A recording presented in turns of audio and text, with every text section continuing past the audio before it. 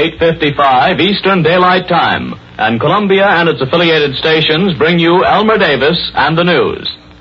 Today's fighting was confused, obscure, and still indecisive, but the Allies seem to have counterattacked more effectively than at any time since the breakthrough last Thursday.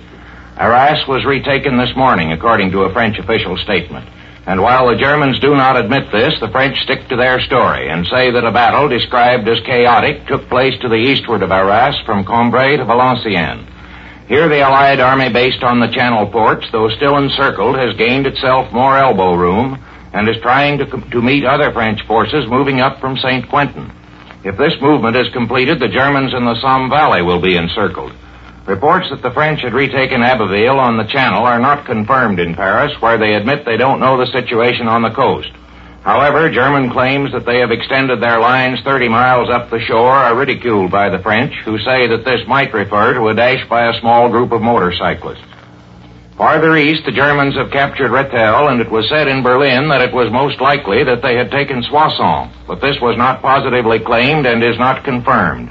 And our Paris correspondent, Mr. Landon, reported that there is some action now along the Rio Maginot line. Practically all this information, except the French story of the recapture of Arras, comes from unofficial or semi-official sources. The French official communique tonight said nothing definite at all, neither did the German communique this morning, and tonight we have had no statement from the German High Command.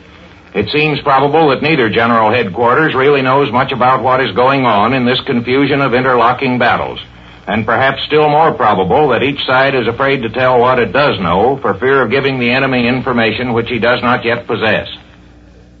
The Germans say that today they drove the Dutch out of maritime Flanders, the strip of Dutch territory just west of Antwerp, and that their forces moving south from that area are fighting desperately around Ghent and on the upper Scheldt.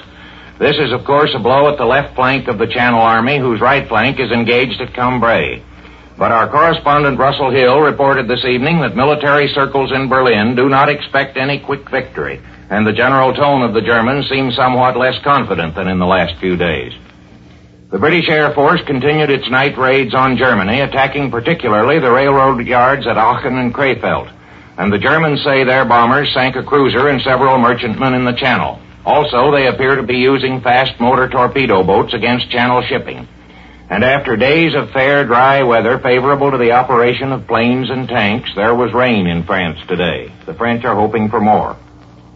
What our London correspondent, Mr. Murrow, describes as the British Revolution occurred today peacefully and constitutionally, when within 3 hours Parliament passed a bill giving the government full control over all persons and property.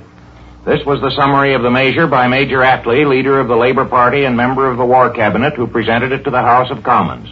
The government can dictate production, expand or shut down factories, destroy property when necessary, draft anybody's labor for any purpose, and will impose 100% tax on excess profits. The bill passed with practically no argument.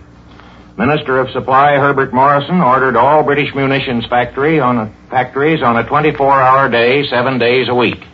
It was announced by the Allied Purchasing Mission that British and French planes bought here are in some cases being flown across the Atlantic, presumably from Newfoundland.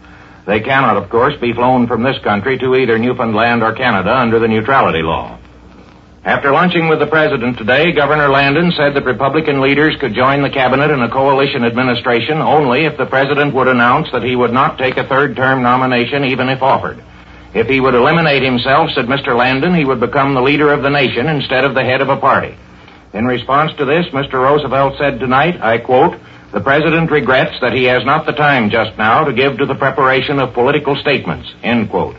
It was reported in Washington that the President had offered to make Mr. Landon, Colonel Frank Knox, and Colonel William J. Donovan Secretaries of War, the Navy, and Labor, respectively. The State Department tonight advised all Americans in the British Isles who want to come home to proceed to Galway, Ireland, where the liner President Roosevelt will be sent to bring them back. Belligerent governments are asked to look after the voyage and see that nothing happens to it. And tonight at 10:30 Eastern Daylight Time, Senator James F. Burns of South Carolina will speak on most of these stations, replying to Colonel Lindbergh. This is the Columbia Broadcasting System.